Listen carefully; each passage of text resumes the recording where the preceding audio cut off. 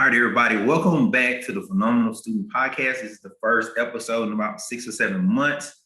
So I was ready. Now that I've started the Phenomenal Student officially, I kind of wanted to get started back doing the podcast. I've been planning to do it now for a couple of weeks. So we're getting back started. And the first topic is going to be how we're going to catch these babies up, how we're going to catch the kids up after the pandemic is over. So joining me today is first my older sister, Christina.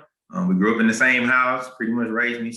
And we both love ELA, and both are very good with the kids, I guess. So, I thought she was a perfect person to talk to as far as how we're going to catch the kids up. And then another friend of mine, the CEO of Read, Believe, Succeed Incorporated, Kiona Squire. So, hey guys, how y'all doing? Good. How are you? Good. I'm well. All right. So let's get to it. I don't want to bore people with a super long podcast for 2 hours of just talking about random stuff. So I'm kind of going to just get to the first topic. So the first topic, guys, is how is it just teaching during the pandemic or coaching in my sister's case? So first we'll start from the teaching aspect. Kiona, how's it been teaching during the pandemic? I don't know if you've been hybrid the whole year, online. How has that been? So I was virtual, but my school district decided in January to start phasing the students back in. And just being completely transparent, we're not really teaching, we're just managing. And when I say managing, I mean we're checking to see where the kids are because they're not signing in. We're checking in with the parents because they're going through a lot. So we're being teachers, psychologists, therapists. I'm also in a situation where the protocols are a little weird about COVID. And you really just don't know. So it's kind of a stressful situation. I can, just being 100% transparent. But I do know that not everybody's situation is the same because I've talked to some other teachers and they're not going through the same thing. So I guess it really just depends on your area and how that's going with your teaching. You're on mute. Yeah, I just realized it. All right. So, Christina, tell me, I guess you had a chance to see like how all the teachers are responding to this. So how has it been for you kind of seeing how kids are when you have some kids that are online? I think inclined to have most of the kids in person. So how has that been for y'all trying to seeing like even from an administrative perspective, like during this pandemic? So on our campus and in talking to friends of mine who are teaching, this hybrid situation of having some students in class and some students online has been hard. It's been hard trying to engage both groups at the same time. I've seen teachers trying to pull small groups and use breakout rooms, and they're using them as effectively as they can. They're doing breakout rooms with some of the students on campus and some of the students online, just so they could have that management aspect and do things like that. But as much as the children love technology, it seems that this virtual school is not something they love so much. And so the students who are at home are, a lot of the times they have their mute, or the students have their microphones off, they have their mute on, they have the camera up on their ceiling fan or their lights. Sometimes they're just laying down in the bed. Sometimes they're playing video games. So it's hard it's hard to try to engage students. It was already hard trying to just keep them engaged and motivated in class, but when they're at home and you're calling their name and don't even know if they're there or not, it's hard. And so for us, when the students aren't engaged, when they're not doing as well at home, we've been calling, doing everything we can to try to get them back. We've done engagement walks where we've gone and knocked on doors on the weekends to try to talk to parents and get the kiddos back in school. And so we've had a lot of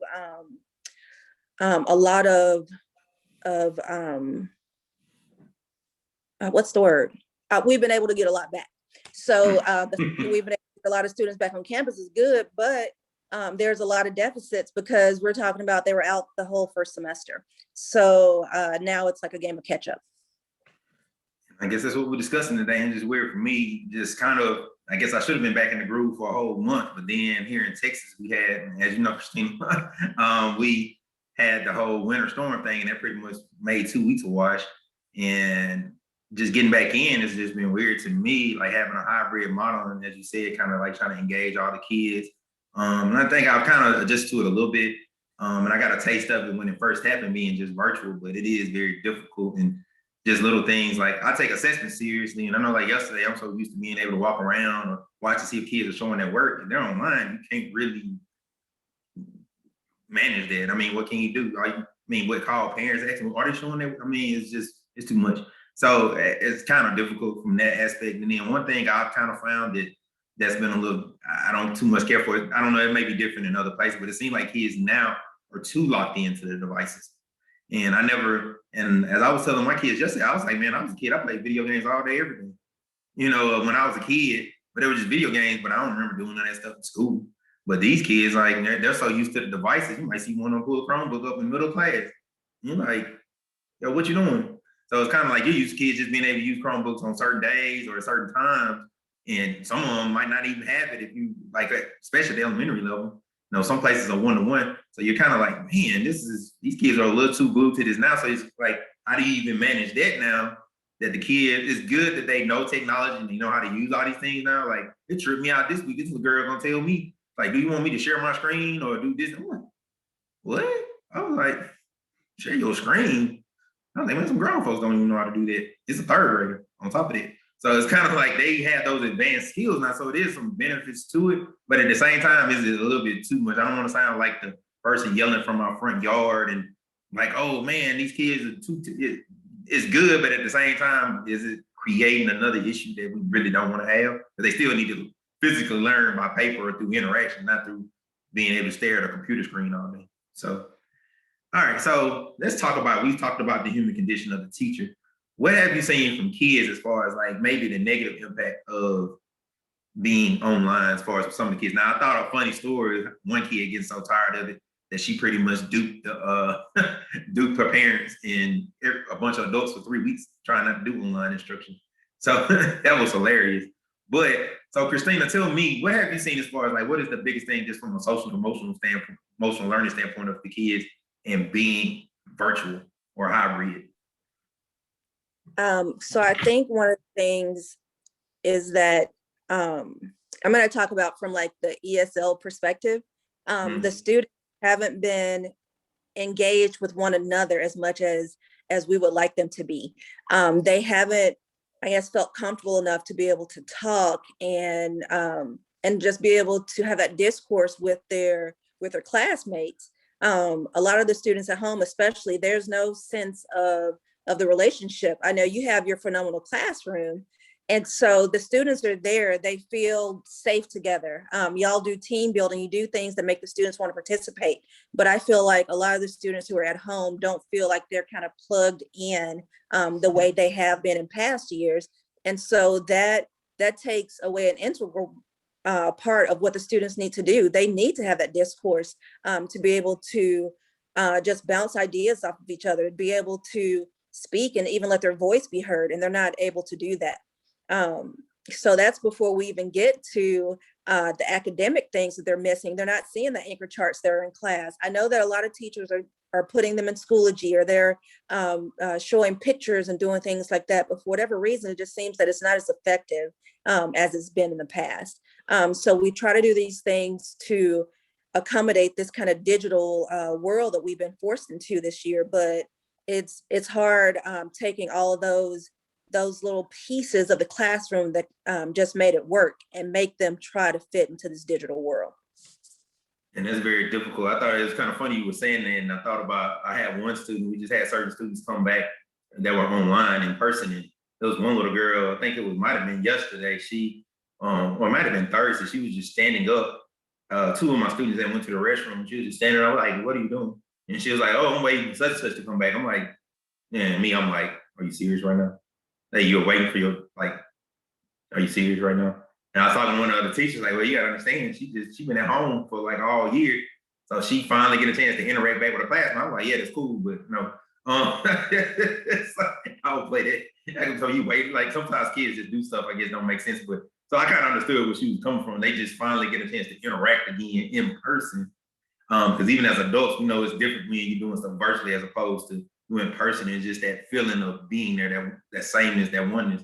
So I totally concur with what you're saying. So Kiona, what have you seen? Because I guess you've been virtual, you were virtual most of the year. So what have you seen from the student coming back in person? Um, I have seen that, and it's funny because I was talking to my literacy coach, and for some reason, our governor wants us to take all our state mandated tests. They want us to take the end of the year test. They want us to take the benchmarks. So, and I'm already at a school where, and I'm just going to ballpark it, at least over 80% of the students are reading below grade level. So switching to online was already a lot for them because they didn't have the basics. So now we're asking them to add an additional part. And the students are just not even coming back into the building. Like I was saying, I was sharing with my literacy coach, they just don't want to do the work. I mean, I, I'm standing right in front of them, and kids are ignoring me. They're not speaking to me. And I'm like putting on a dance, and I'm like, "Come on, guys, let's go, let's move, let's." And they're looking at me like, "No, we're not going to read. We're not." I've called on children who have like blatantly said, "I'm not going to read what you asked me to read." And I'm like, "Come on, baby, I know you can do." And it wasn't at that point, it wasn't that he couldn't do it, he just didn't want to do it. So we have a dynamic where we're fighting the children to just want to sign on, to want to be a part of it. And even coming back into the classroom, like you said, they all just want to be at home playing the game. And they've told us, we don't want to be here. We want to be at home playing our game. And, and I'm like, guys, is that all you do at home, is just play your game? Do you do anything else? And no, we just play our game. So I think I think there's a deeper dynamic here when we're talking about virtual learning, which is the parent the first teacher, or are the teachers the first teacher? And I say that because we have so many children that they're not ready to be in school. They don't like school. They don't want to be there. Their parents have a certain feeling about school. So we're fighting, like I said, this dynamic of how do we get kids to want to be here? How do we get kids to catch up the foundational skills that they're missing? And how do we get them to be doing grade level work? So you're working within 3 different dynamics. And we don't really, as a teacher, I don't think you really know what to do in that situation. You're just kind of doing what you can do. And it's taking an emotional toll on the students and on the teachers for sure. And honestly, just piggybacking on what you were saying, like that's kind of why I wanted to have this. I was trying to think what would be the best thing to come back with. Initially, I was saying like let's get back to common sense teaching, but I was like, what really we need to talk about now with teaching and is being proactive is like, what are we going to do to catch these kids up? So like everybody's talking about, what the kids dealing with this year, and like I'm even seeing, I'm like these kids aren't really getting everything that they need. And you got to think about as adults, we can't really go out and do as much as we would like. I'm an introvert, and even now it's like little things like, I like watching sporting events and you watching basketball, certain things without a crowd. Like even I don't really even watch as much, or you can't go to the movies or something like that. Like I'm mad because I can't, the latest Black Widow was supposed to come out last year and I can't go. It's like little things, the little, I guess, creature comforts or whatever you want to call them that we all like, we can't even do. So imagine with these kids and that lack of interaction and all those different type of things that come into it, like they just don't have that right now. So it's kind of like, even I've kind of seen that early on that a lot of kids just don't have that. And you're just like, man, like, what are we going to do to really catch these kids up? Because this, honestly, and that's why I guess I'm going to get to toward the end in my solution as far as trauma-based teaching. That's really what we're dealing with right now. Because a lot of us are dealing with trauma just at home. You think about the people who got married to a person they don't like, and now they got to be at home all the time.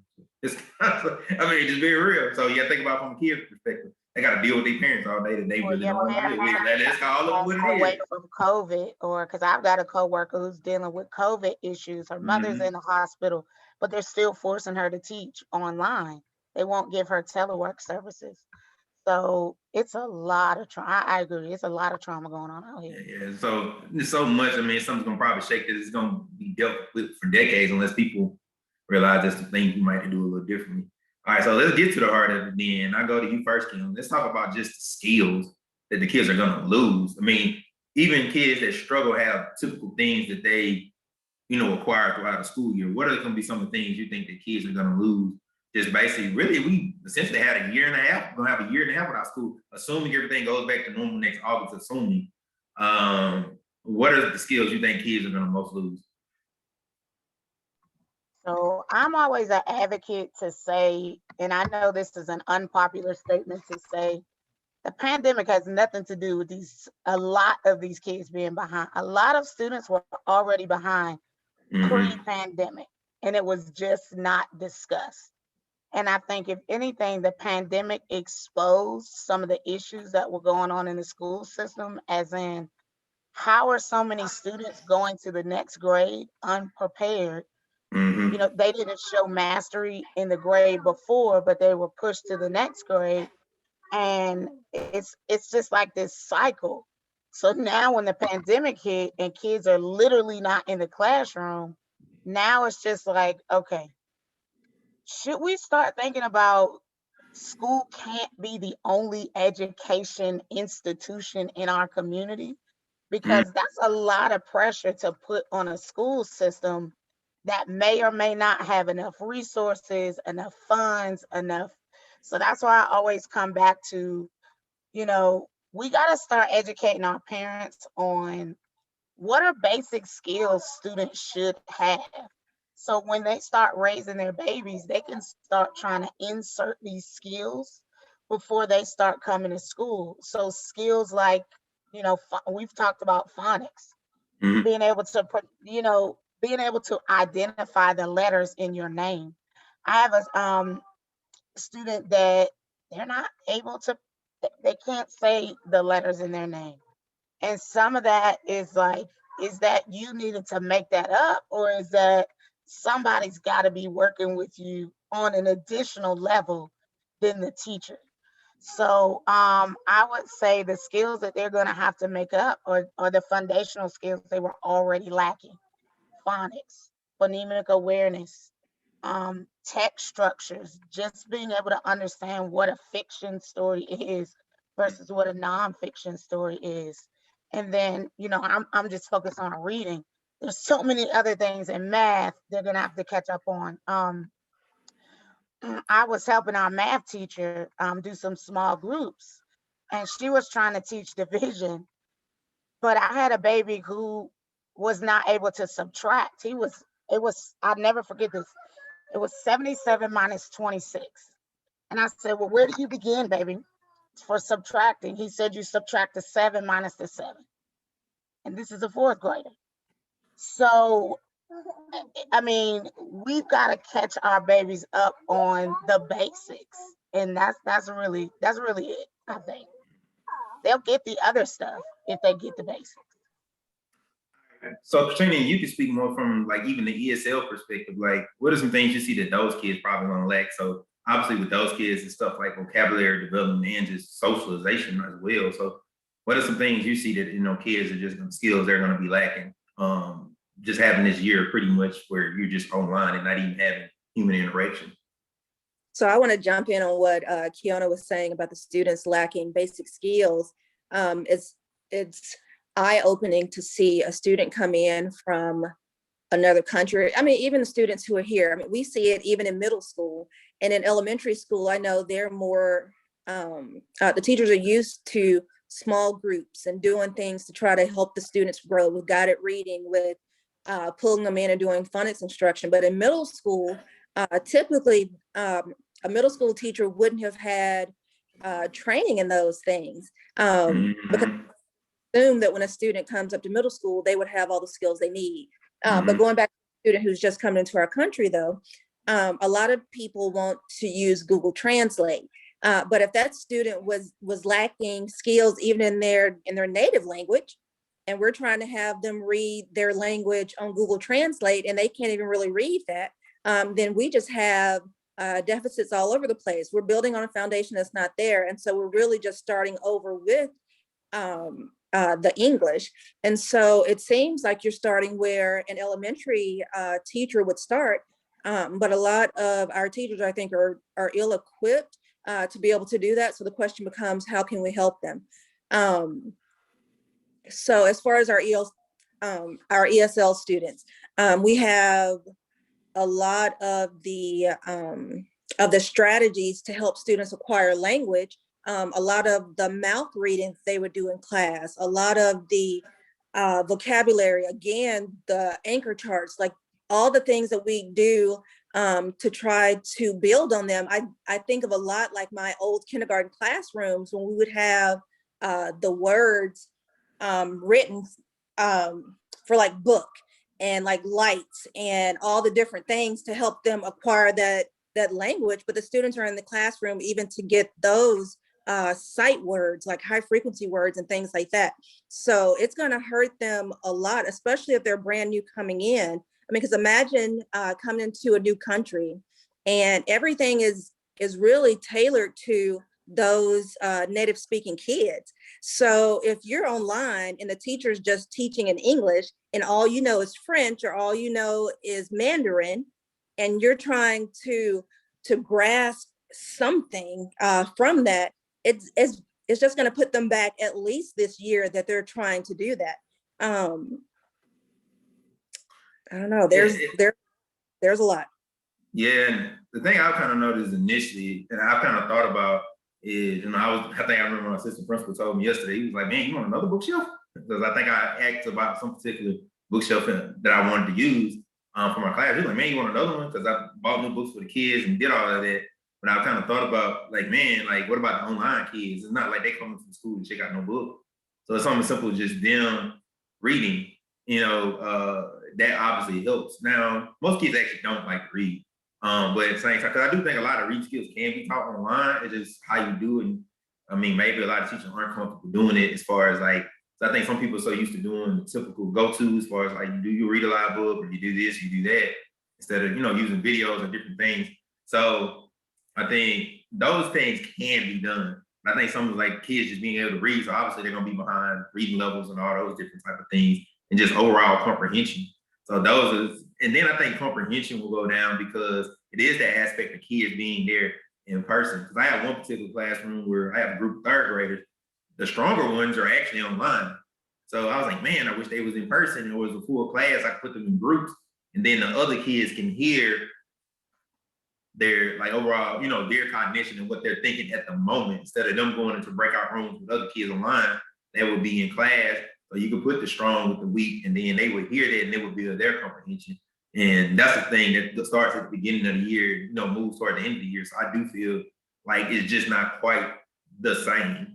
So I think that's one area I think, and obviously with math, I think a lot of the kids you see in person, if they don't do computations, that they don't learn. So now that they're going all this time without doing subtraction and addition, especially for the younger babies, then not doing long division, and math teachers can't really be there to check and see if they're doing their strategies the right way. Like you can't really see that. Maybe they can send a video or something, but that's a lot to manage, especially if you got a whole bunch of kids, especially if you're in middle school. So it's kind of like, it's just, I feel like that's going to be an area that's going to be lacking, like science, social studies, all those. I don't know. And then maybe grammar stuff, but that's been an issue before the pandemic. So I think like there's some things there that we have to think about. So what are we going to do to catch them up? All right, so now we kind of discussed it. I kind of want to discuss a different layer to that. And we discussed ESL. And I know Kiana and both me and Kiana, we both teach predominantly African-American students. So let's talk about the minority kids, the Black and browns, we understand. And then the ESL, how do you think it's going to affect them the most? Because as you were saying earlier, Kiana, like there were already problems to begin with. So now the pandemic is just blowing it on up. So I'll start with Christina and I like to rotate. So how do you think it's gonna, you spoken to the ESL aspect, how do you think it's really gonna affect the minority kids in particular more? Earlier, Kiana touched on the fact that well, it can't be solely the school's responsibility to help our students. And so when you look at schools that have socioeconomic levels, those parents are able to bring in private tutors. They're able to send their students to programs to be able to help them. Even if they're working, they can have someone else to be able to help their kiddos.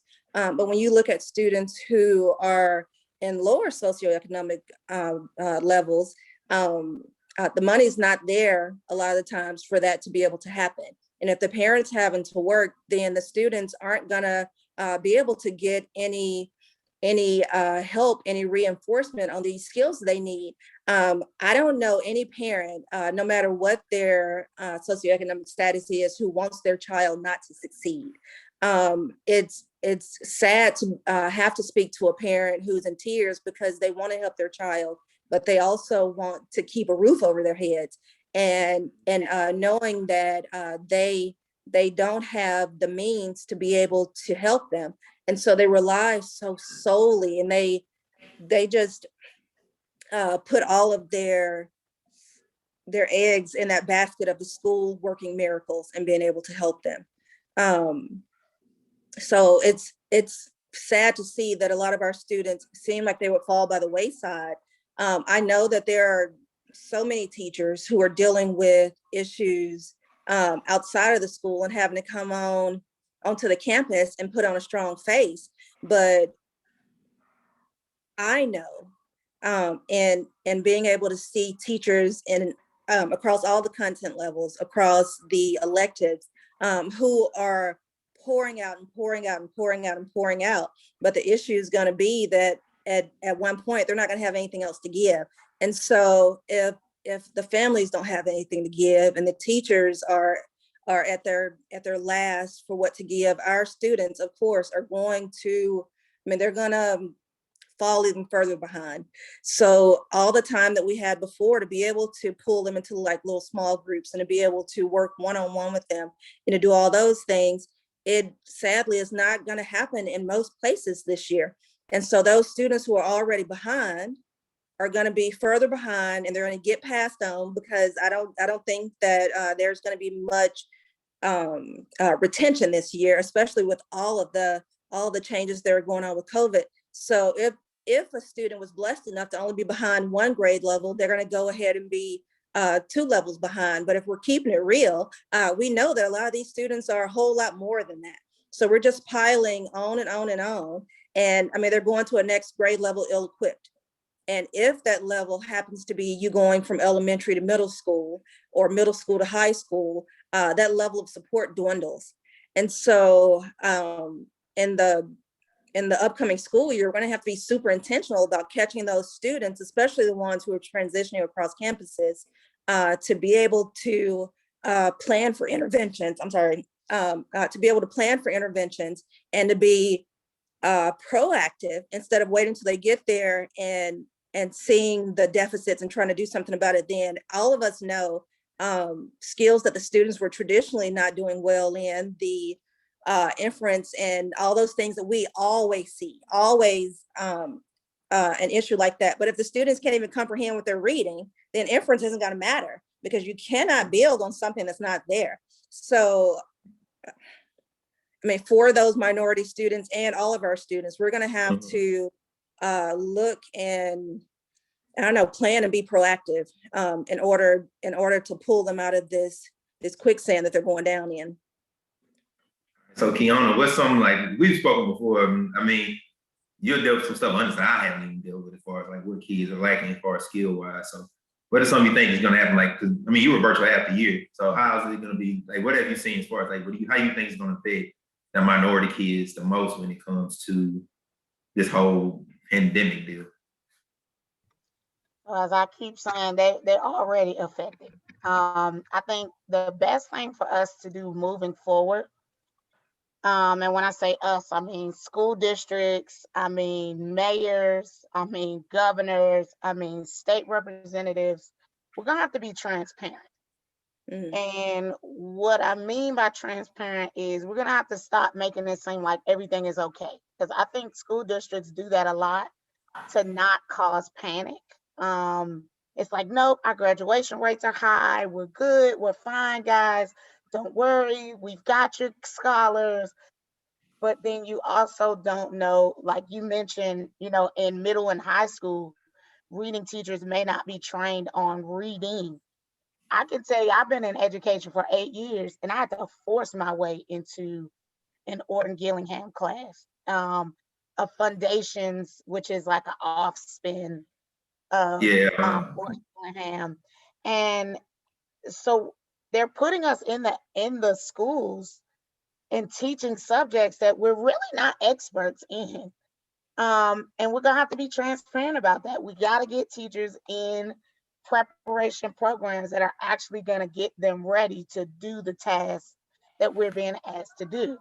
Because if you're just putting teachers in the classroom and not really training them, what much can we, what much can we do except for teach the curriculum that's already given to us, which may not be for our brown and black babies anyway. So, we've got to be honest about where we really are as far as our kids. If our kids are failing, we're gonna have to put those numbers out there.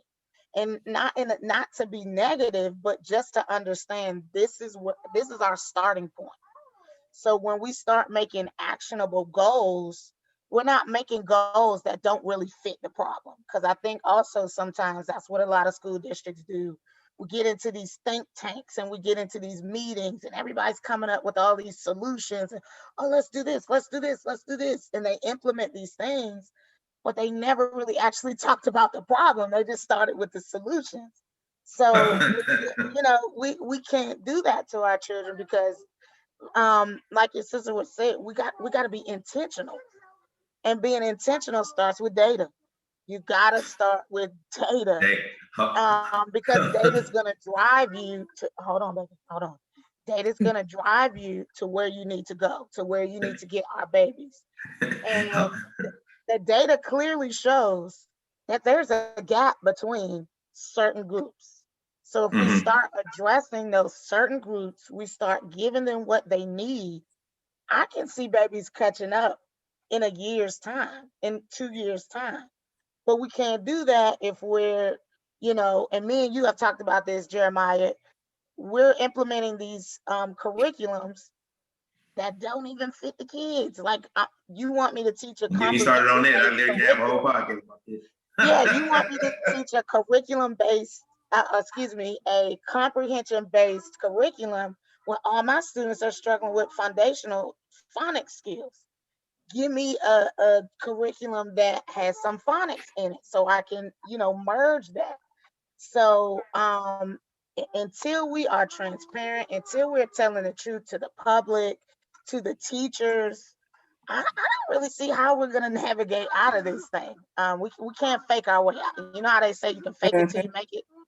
We're not gonna be able to fake this one. Yeah. Can I pick it? Go ahead. Okay, I want to piggyback off some Kiana said. She was talking about the discrepancy, the big difference in these groups, and this transparency thing. One of the things is going to be to have high expectations for our Black and brown children, because if I think tell me something. I literally was about to go ahead, finish what you're saying. We look at the data and we see that our African American students, our Hispanic population, our kiddos are doing worse than their white counterparts. And we just say, well, that's the way it normally is. And we don't do anything to specifically, first of all, address those biases for anyone who would think that it's okay for those students to not be as successful. But if we don't do anything to intentionally reach these children where they are and to try to build those meaningful relationships that would make those students be motivated to want to learn from us, then it doesn't matter what we do. It doesn't matter what we plan. It doesn't matter what meetings we have and what interventions we try to do and all the things that look good on paper, because those things that look good on paper are not going to help those students. It's funny you say that, because some told me to say this from the other day. But what y'all looking at now is a response. I did a read out on Thursday, and we talk about having the same high expectations, and really stuff like the question themes. And I know my principal said she just like how I ask the kids to think. You know, I have black and brown kids, and just asking them high order questions, and just and something else kind of struck me. I was having a conversation with a friend yesterday. He is in the minute he does ministry, and he was talking about a white family that told him they adopted a black child, and their white children are doing well, but the black child is struggling. And we didn't get too deep into the conversation, but I was just like, are they really holding that black child to the same expectation? You have to kind of wonder. And we can, it's a whole nother podcast to get into what goes on in those situations. But I kind of thought about Thursday, how some told me to say that students' response and typed it in chat. But the question I asked the kids was I asked them, how did the two children in the story's relationship grow? I didn't say change, but that's one of the words, of course, they use when, in stories like character change, all that. But in real life, we talk about how does somebody's relationship grow? And then the fifth question was, what did the character probably realize? So I didn't go, what was the actual answer? What did she probably realize? And then I asked them, would the mom be cool with the relationship because she was from a different country? And then I asked them, did they ever have a friend like that? So these were all, and they had enough time where we can get around to those questions.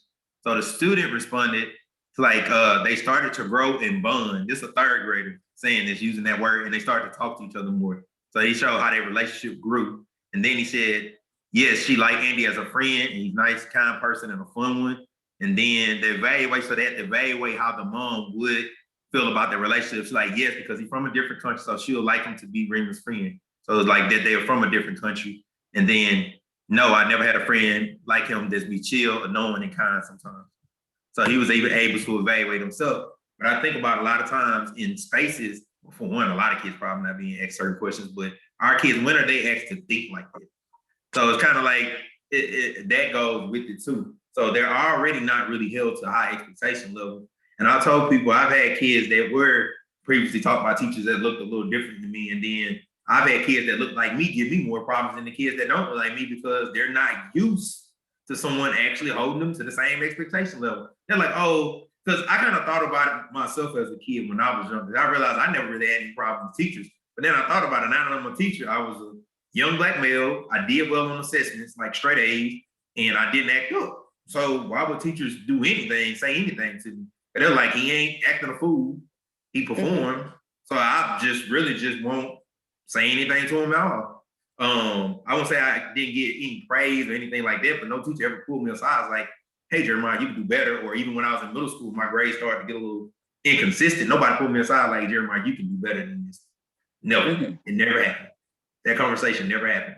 And you kind of think about that, like how many of our kids are like those type of kids that might start out slipping 3, 4, 5 points and nobody says anything because they're still doing okay. They're not acting up in class. So they're like, okay. So to pull back home to the actual, what I guess I was asking, like I think our kids, like first, as you said, Keona and Christina, like we have to address the fact that our kids aren't being held to high expectations to begin with. And then now with this pandemic stuff, what I've been kind of frustrated by, it's kind of weird. And honestly, let's call it what it is. The predominantly white school districts, they in school. They got their kids in school. Even here in Houston, we had the winter storm. Last week, a lot of the, the predominantly African-American school, black school districts, their kids were virtual. White school district, they back in school on Monday. Boom. Same issue going on all around. But they back in school. When you think about that, because they know the importance of that. But honestly, some of them kids probably would be okay if they were virtual. That's the weird part. But they ain't virtual. Their parents know that their kids need to be ahead and they know what's up. And their superintendents know what's up. But like with our kids, it's like we just don't take that stuff. I'm not gonna just try to diss parents and say they only thinking of themselves, because we know how COVID and all that has affected our communities and other communities more. But at the same time, are our kids really, their needs get put ahead of ours? So there's a lot of things like that I think that need to be addressed, and they're not. All right. So let's get to that final question. We kind of led up to. I did want to throw in just another. I like to play devil's advocate. And I can say though, I have come across some parents that I'm not gonna say they don't care, but I'm gonna say that the way they show how they care is different. And I say that because just recently, and I shared this on my Facebook. in regards to me, like I said, I'm doing a lot of managing. I'm calling a lot of parents. I'm asking them, hey, can you make sure your baby is on line, or calling them and saying, because the new thing is they sign on for 10 minutes and then they leave.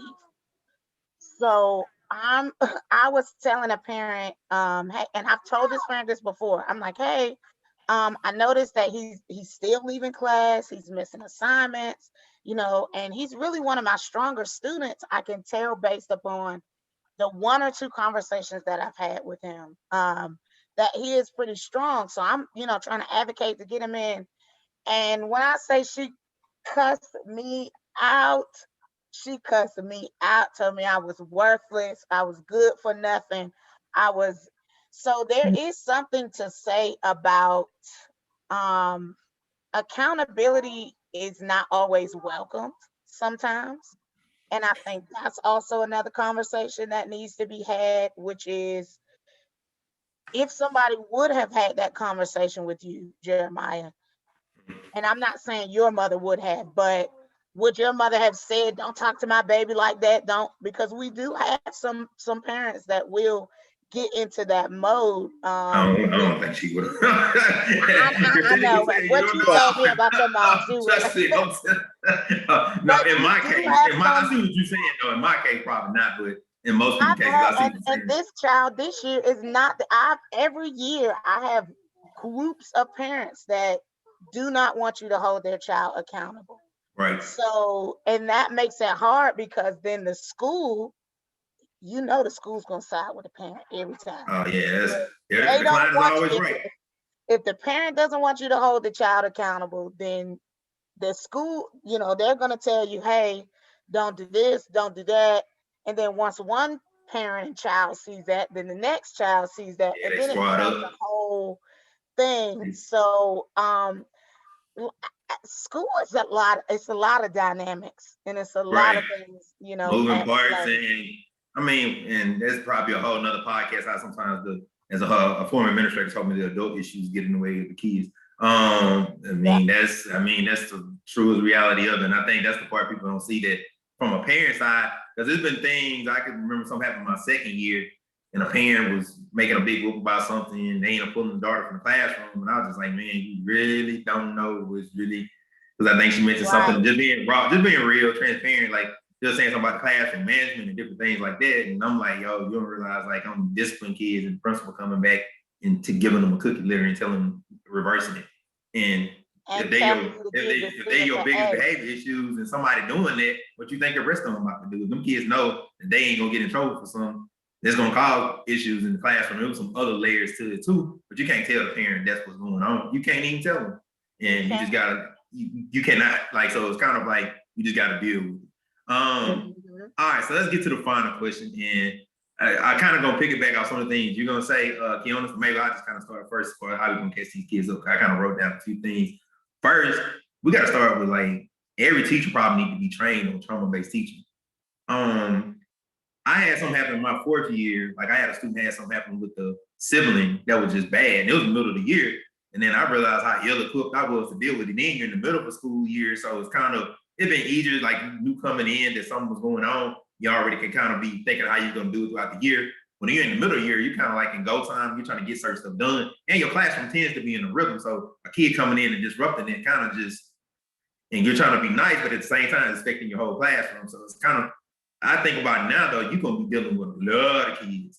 Some who may have been virtual the whole year. One of them got conditioned to being virtual the whole year. So now you got to get them adjusted to actually just being back into the mode of school. As you say, some of them, like, I don't see kids play virtual. They sit there playing Fortnite the whole time and doing certain stuff like that. So now you got to get them back into school, and then get them into the whole school can be very militaristic, which is kind of an issue in itself. But at the same time, you got to get them back in the mode of just doing school, and then you got to deal with stuff at home. What about that kid who, I alluded to earlier, like, you're dealing with people that got married, now you got to be at home with your wife or husband all the time. Then now these kids being at home with a parent that they don't. The thing about school is, I think a former principal told me, he told the staff, like, this is like the most safe place they know. This is the only sense of normalcy they have.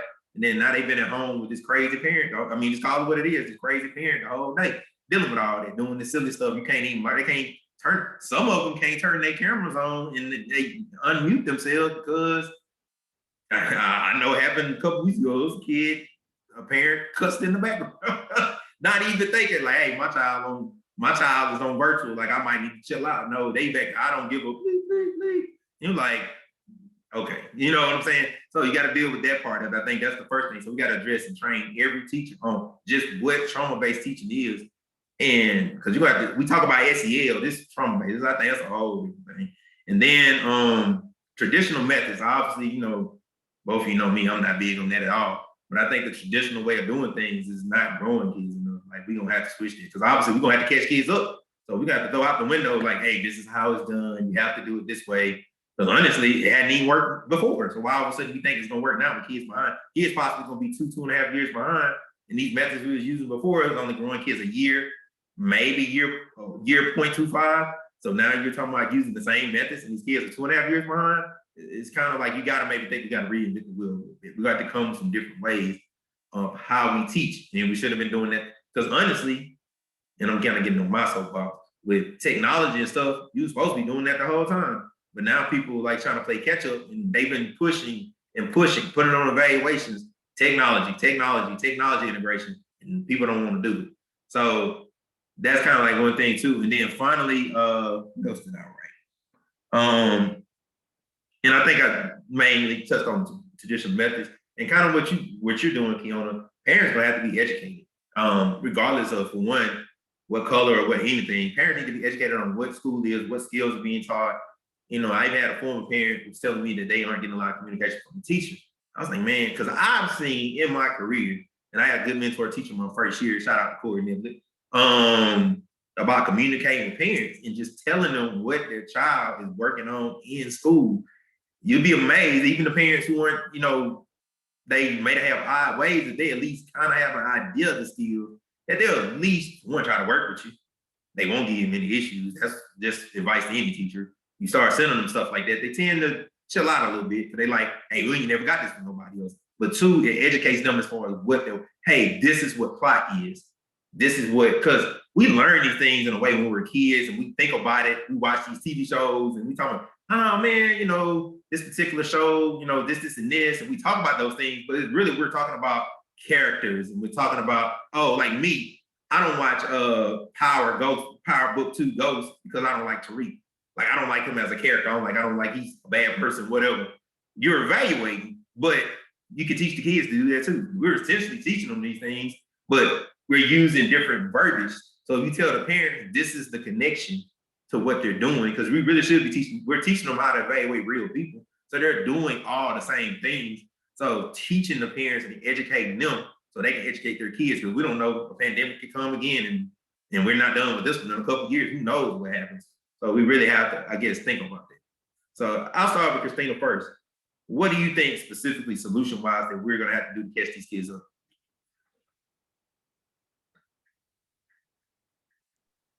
So I think is going to be to bring parents in. Instead of us trying to work alone, the teachers or the parents trying to do what they think is best, we need to get together and be able to come up with a plan to be able to help our students, because we know that as educators, we cannot do it by ourselves. Secondly, as I said before, and I know Kiana brought up the word data that made Jeremiah just so like excited because he loves it. All of us are going to be super intentional at looking at the data and seeing what it shows us and what we need to do for our students. Being able to, first of all, we talked about training the teachers on interventions and things like that, but we need to train them on how to look at the data and know what to do with it. Because anyone can stare at numbers on a page, but if they don't understand what that data means, then it's not helping anything. Anybody can look at it and attempt to be busy, but if they don't know how to break it down by teats and look at the questions and see if stuff was actually wrong, they can be intervening on something that doesn't even need to be intervened on. Also, something with those parents, because we look at our students and where they are academically, but we don't a lot of times look at where they are psychologically, because a lot of those parents that we're going to and asking for help are the same ones who told their children they aren't worth anything, that they're stupid, they're not going to be able to do stuff. And so when they come to school, they're angry and a teacher trying to get through to them sometimes won't even be able to, because somebody's already like torn them down so much they don't think they can do it. So for me, I'm always a big proponent on relationship building, starting to really get to know those students when you first get them in that classroom, smiling, just learning something about them. When you do those activities at the beginning of the year, it's not because they're cutesy, it's so that you can know who these students are and what kind of things interest them, so that, especially for me, because I love literacy, finding those books that they like, or even articles, anything that will get them reading something, because we know if they cannot do it, the only way they're going to get better is by practicing. And so for a lot of the students, I would liken it to a sports they want to play. You're not going to get better at a sport if you're not out there busting your tail trying to get good at it. And the coaches who get on you and fuss at you for not giving your best, you love them, but the teacher who's getting on you for not doing your best, you really don't want to be around them. Anyway, so I would say, number one, building relationships. Number two, looking at that data and really knowing what to do with it and how to plan from that data. Man, what else? I mean, there's so much, and like all these things that we suggest can go out and be a whole totally different podcast, different discussion, be a different PD for a teacher. But I think if you get to know that kid and care about where they are and care about growth more than, I guess, a passing rate, then we're going to be able to start pulling them out and just showing them support and building them up when we do see them trying and we see them showing any growth. Because if you're not celebrating those small growths, there's no way you're going to get to the big ones. And so if you're not celebrating the fact that they're growing some, then what's going to make them want to soar if you're not even celebrating the baby steps? And just piggyback what you're saying, you talked about data, so, I just got into a whole different shield. Because I know like yesterday, essentially I got my first data set, and I was like, I literally was walking out, and I really should have been trying to go to lunch. I had to go somewhere to get lunch outside the building. And literally something got sent to me of how my kids did on the inferencing assessment. And I got to, So it's kind of like, and thing is, you can't initially react to it, because even when I looked at it this morning, that's why I was like, oh, okay, this person did this person did this, this person did this. So it's kind of, I don't know. And even that thing, as far as data, it kind of grew with me, because I knew, because you mentioned, someone mentioned earlier, as far as like, Keon, as far as like upper grade teachers don't always know about certain things. Working second grade, even it helped me learn to focus more on growth instead of on just if they, because honestly, all I cared about was like 70% pass the test, 80% pass the test, 90% pass, whatever that number was, my first 2 years. That's whether I admitted it or not. I wasn't like, man, the kids growing. I'm like, oh, they made a 50 on this test, now they make a 70 on this one. That was my version of growth. And I kind of started to click on it my second year is why my kids ended up doing well on the state assessment, because I started realizing when I looked at the data was that my kids, they did well in the high level stuff, but we did a lot of drill and kill, because they're normally heavier on those things, because those are the big points. But at the same time, I started noticing they didn't do good on the little stuff because probably wasn't teaching it really or effectively. And so I was like, okay, so I started teaching that stuff. And you start seeing how kids are growing. But if you focus more on that raw number, and even some of the, say, for example, focusing on my kids passing, I had a kid that was passing the whole year, but I wasn't noticing, if I had actually looked at the data, and that he would be balling out the first 15, 20 questions, and then he would dip the last 10 or 15 because his mental stamina was bad. So, but I was just focused on the fact, oh, he had got better because he had failed most of his tests the previous year, and then he's passing now. But I didn't actually look at the data. If I had looked at it before, I would have been caught it. And I would have been noticing that he was losing stamina, and gave him like some different little strategies. And he ended up passing the start because I noticed it last minute. That's what would happen. But it took him failing for me to notice. But I could have caught it before if I really was learning to desegregate the data and looking at it that way. So, but honestly, that might be a good idea for the next podcast to talk about data and how we really break that down. But I guess, Keon, I'll give you the last word. What is something you think? Because I think you probably understand more than me, because you've seen some stuff that I haven't even seen. What do you think we're gonna have to do to catch these kids up? We're gonna have to do an education overhaul. And I say overhaul because, to me, I've only had experience in elementary, so I can only speak to elementary school. Elementary school is unrealistic for the child that is not already proficient. Mm.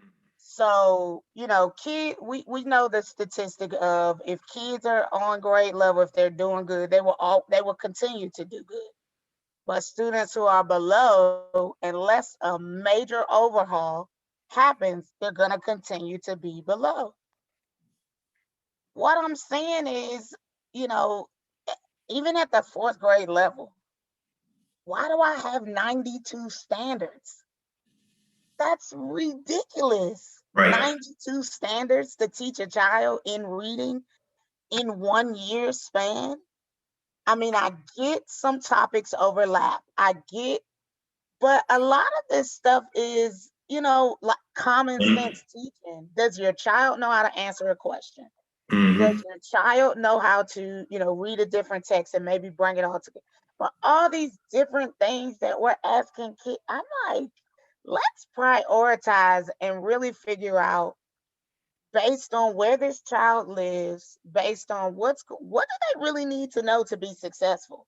Mm-hmm. Because I'm pretty sure I don't need to know Christopher Columbus and what he's done to be successful. But Now you can't tell them the real. they're giving huge benchmark assessments based off, European explorers, and I don't need to know that. I No, don't. you really don't. I don't need to know that. So, we got to really think about if our children are really going to be successful in wherever they are, can we buckle down and focus on what they really need to get to the next level?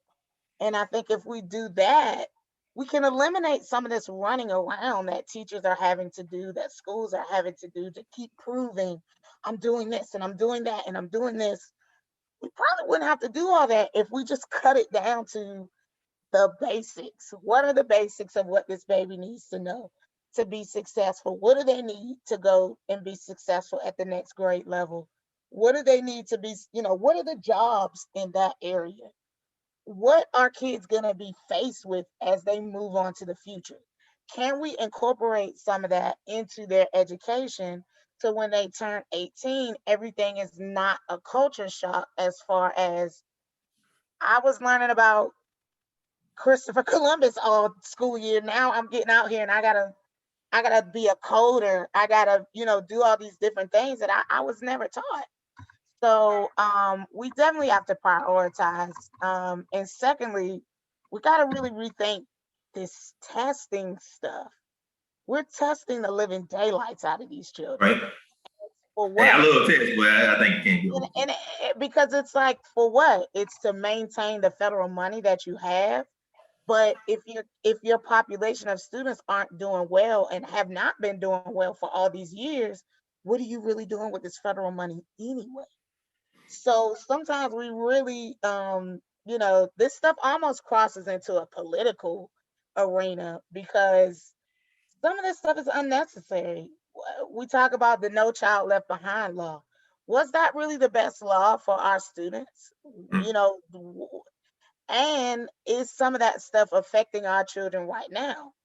Um, and like in regards to growth, it's hard for me to keep track of, not hard for me to keep track, but it's hard for me to motivate my babies to grow because the target goal changes for them each time that they take the STAR assessment.